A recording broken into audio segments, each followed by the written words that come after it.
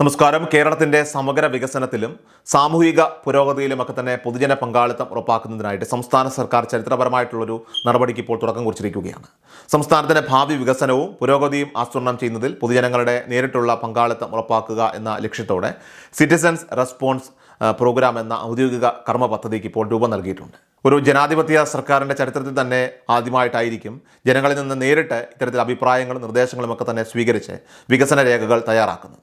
ഈ നൂതന പദ്ധതി 2026 ജനുവരി 1 മുതൽ തന്നെ ഔദ്യോഗികമായി നമ്മുടെ സംസ്ഥാനത്ത് ആരംഭിച്ചിട്ടുണ്ട്. ഈ പദ്ധതിയുടെ സുഗമമായിട്ടുള്ള നടത്തിപ്പിനായിട്ട് 14 ജില്ലകളിലായി 86,000-ഓളം സന്നദ്ധ സേനാ പ്രവർത്തകർക്ക് പ്രത്യേക പരിശീലനം നൽകിയിട്ടുണ്ട്. 2026 ഫെബ്രുവരി 28 വരെ നീണ്ടു നിൽക്കുന്ന ഈ വിപുലമായിട്ടുള്ള സർവേയിൽ പരിശീലനം നേടിയ ഉദ്യോഗസ്ഥരും സന്നദ്ധ പ്രവർത്തകരും സംസ്ഥാനത്തെ ഓരോ വീടുകളിലും നേരിട്ടെത്തുന്നതായിരിക്കും. കേവലം വീടുകൾ കേന്ദ്രീകരിച്ച് മാത്രമല്ല, മറിച്ച് ഫ്ളാറ്റുകൾ, കുടുംബശ്രീ യൂണിറ്റുകൾ, അയൽക്കൂട്ടങ്ങൾ, തൊഴിലിടങ്ങൾ, കൃഷിയിടങ്ങൾ, വ്യാപാര സ്ഥാപനങ്ങൾ തുടങ്ങി സമൂഹത്തിൻ്റെ സർവ്വ മേഖലകളിലും ഇവരുടെ സാന്നിധ്യം ഉണ്ടാകുന്നതാണ്. ജനങ്ങളുടെ ജീവിത സാഹചര്യങ്ങളൊക്കെ നേരിട്ട് കൃത്യമായി മനസ്സിലാക്കി വിവരങ്ങൾ ശേഖരിക്കുക എന്നതാണ് ഈ പദ്ധതിയിലൂടെ ലക്ഷ്യമിടുന്നത്. സർക്കാരും ജനങ്ങളും തമ്മിലുള്ള അകലം കുറയ്ക്കുക എന്ന ദൗത്യമാണ് ഈ പ്രോഗ്രാം പ്രധാനമായി നിർവഹിക്കുന്നത്.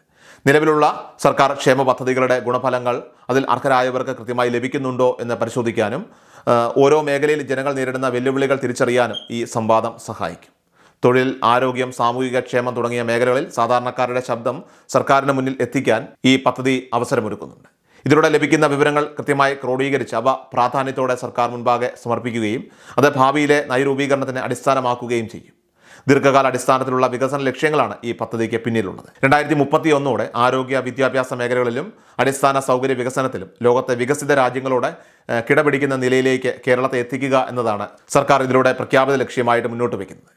ആധുനിക ഗതാഗത സൗകര്യങ്ങൾ, മെച്ചപ്പെട്ട തൊഴിലവസരങ്ങൾ, ഗുണമേന്മയുള്ള പൊതു സേവനങ്ങൾ എന്നിവയൊക്കെ ഉറപ്പാക്കിക്കൊണ്ട് കേരളത്തെ ആഗോള നിലവാരത്തിലുള്ള ഒരു വികസിത സംസ്ഥാനമായി മാറ്റാനുള്ള ശ്രമങ്ങളുടെ ഭാഗമായിട്ടാണ് ഈ വിവരശേഖരണം നടക്കുന്നത്. ഈ ദീർഘകാല പദ്ധതികൾ അത് യാഥാർത്ഥ്യമാക്കാൻ ജനങ്ങളുടെ ഓരോ നിർദ്ദേശവും വളരെ വിലപ്പെട്ടതാണ്. പൊതുസ്ഥലങ്ങൾ, സാമൂഹിക ആരോഗ്യ കേന്ദ്രങ്ങൾ, വിദ്യാഭ്യാസ സ്ഥാപനങ്ങൾ തുടങ്ങി ജനങ്ങൾ എത്തിച്ചേരുന്ന വിവിധ ഇടങ്ങളിൽ സന്നദ്ധ പ്രവർത്തകർ സർവേ ചോദ്യാവലികളുമായിട്ട് എത്തുമ്പോൾ നിങ്ങൾ നേരിടുന്ന പ്രശ്നങ്ങളും പ്രദേശത്തെ വികസന ആവശ്യങ്ങളും കൃത്യമായി ബോധ്യപ്പെടുത്താൻ ഇതിലൂടെ നിങ്ങൾക്ക് സാധിക്കണം. സർക്കാർ നടപ്പിലാക്കിയ പദ്ധതികളിലെ പോരായ്മകൾ ചൂണ്ടിക്കാണിക്കാനും പുതിയ പദ്ധതിയെക്കുറിച്ചുള്ള ആശയങ്ങളൊക്കെ തന്നെ പങ്കുവയ്ക്കാനുമുള്ള ഒരു വേദിയായി തന്നെ ഇതിനെ നിങ്ങൾക്ക് കാണാവുന്നതാണ്.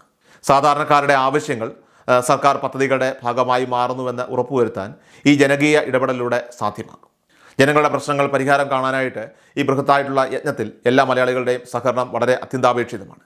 ഫെബ്രുവരി 28 പൂർത്തിയാക്കുന്ന ഈ സർവേയിൽ പങ്കാളികളാകുന്നത് നമ്മുടെ നാടിൻ്റെ നാളത്തെ വികസനത്തിന് നാം നൽകുന്ന വലിയൊരു സംഭാവനയായിരിക്കും എന്ന കാര്യത്തിൽ തർക്കമില്ല. സോ നിങ്ങളുടെ വീടുകളിലും സ്ഥാപനങ്ങളിലും എത്തുന്ന ഔദ്യോഗിക പ്രതിനിധികളോട് പൂർണ്ണമായിട്ടും സഹകരിക്കണമെന്നും നിങ്ങളുടെ വിലയേറിയ അഭിപ്രായങ്ങൾ, നിങ്ങളുടെ പരാതികൾ, പ്രശ്നങ്ങളൊക്കെ രേഖപ്പെടുത്താൻ പ്രത്യേകം ശ്രദ്ധിക്കേണ്ടതാണ്. വളരെ പ്രധാനപ്പെട്ട ഒരു വീഡിയോ ആണിത്. നിങ്ങൾ എല്ലാവരിലേക്കും മാക്സിമം ഒന്ന് ഷെയർ ചെയ്യുക.